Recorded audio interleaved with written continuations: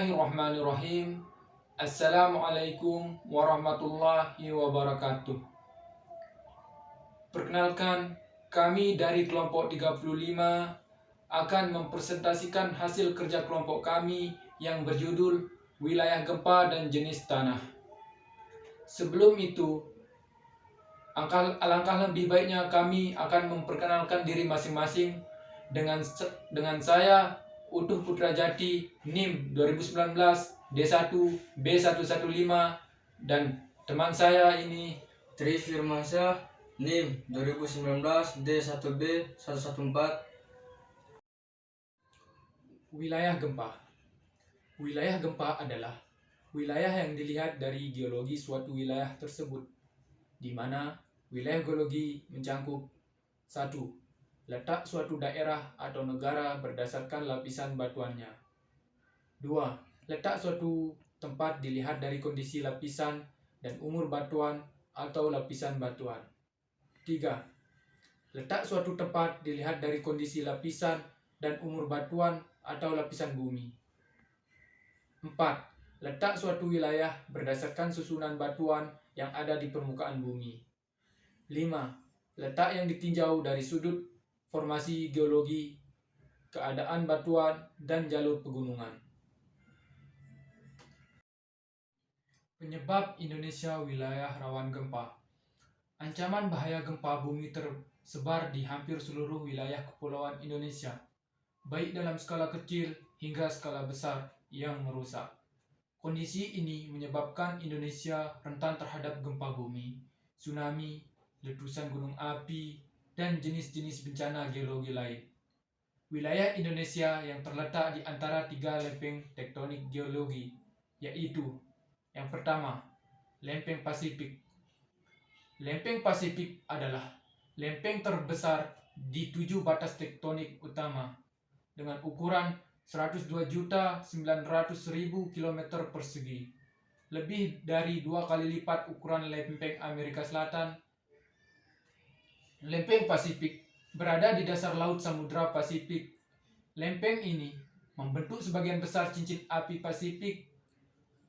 Pola sepatu kuda dari lempeng tektonik ini memiliki beberapa gempa dan gunung api paling parah di bumi.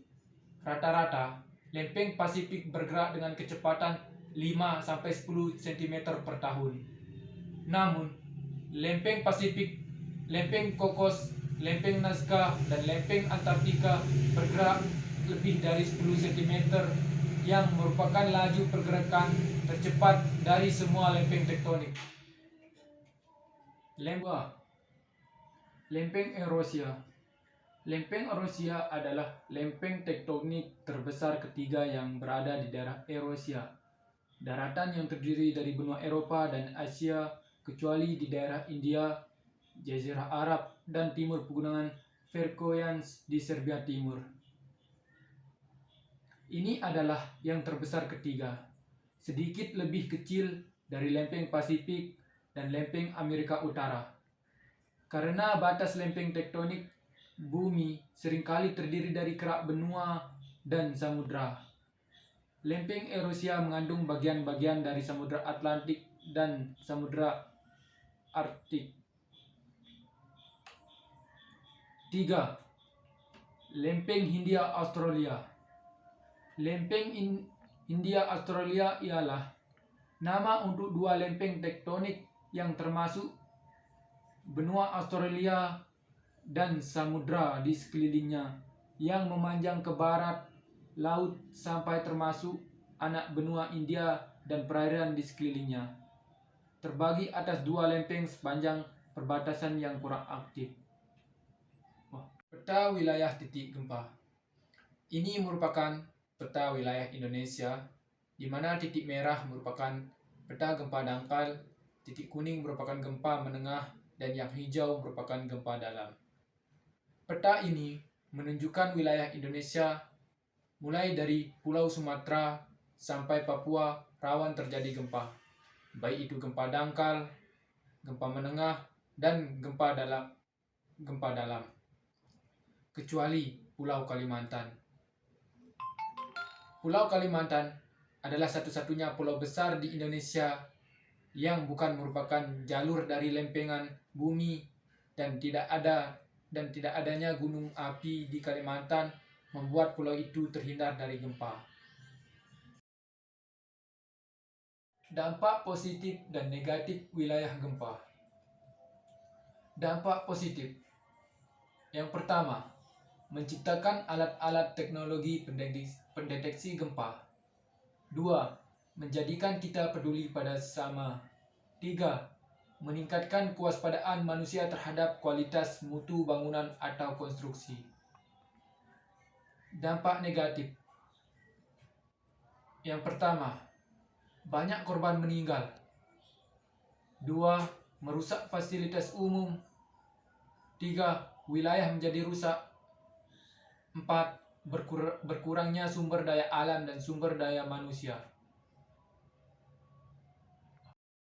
Baiklah, untuk pemateri kedua yaitu Tri Firmansyah, kepadanya kami persilahkan. Ya, sebelumnya saya ucapkan terima kasih kepada Saudara Utuh Putrajati, dan saya akan melanjutkan materi yang dibacakan oleh Utuh Putrajati. Jenis-jenis tanah. Jenis-jenis tanah dibagi menjadi 3, yaitu tanah pasir, tanah lempung, dan tanah lanau. Dampak dari jenis-jenis tanah jika terjadi gempa bumi. Yang pertama ialah tanah pasir. Tanah pasir punya sifat tidak bisa memadat. Dia akan lepas ketika kena guncang gempa.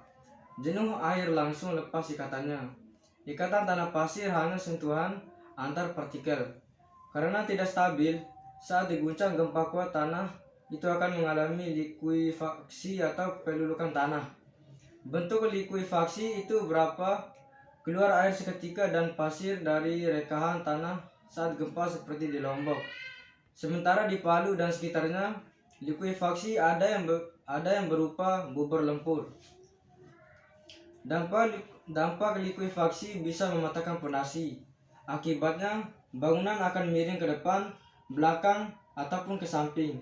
Bisa juga bangunan itu bakalan rubuh. 2. Tanah lempung. Pada jenis tanah lempung lunak, sifatnya terhadap gempa berbeda. Gelombang gempa dari sumbernya bakal diperkuat atau terjadi amplifikasi guncangan.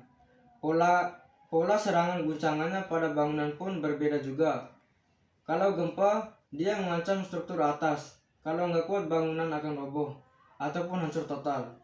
Struktur atas yang dimaksud adalah setelah fondasi dan lantai, yaitu bagian kolom ataupun pilar, dinding, balok bangunan, sampai atap. Yang ketiga, tanah lanau. Apabila terjadi gempa bumi pada tanah lanau, efeknya tergantung ketebalannya di lapisan endapan. Kesimpulan, suatu wilayah berada dalam wilayah geologi, maka wilayah tersebut akan sering mengalami bencana alam berupa gempa bumi dan gunung meletus. Karena di wilayah geologi terdapat keadaan batuan, lempengan bumi, dan jalur pegunungan. Indonesia sering terjadi bencana karena berada di wilayah geologi dan berada di wilayah lempeng, seperti lempeng Pasifik, lempeng Eurasia, dan lempeng Hindia Australia. Dari ketiga jenis tanah seperti tanah pasir, lempeng lunak, dan lanau memiliki kelebihan dan kekurangannya. Jika kita membangun sebuah konstruksi pada jenis tanah, harus memperhitungkan struktur supaya bisa tahan terhadap kekuatan tanah. Sekian dari presentasi kami. Jika kalian yang mau bertanya, silakan bertanya di grup DPS. Sekian. Assalamualaikum warahmatullahi wabarakatuh.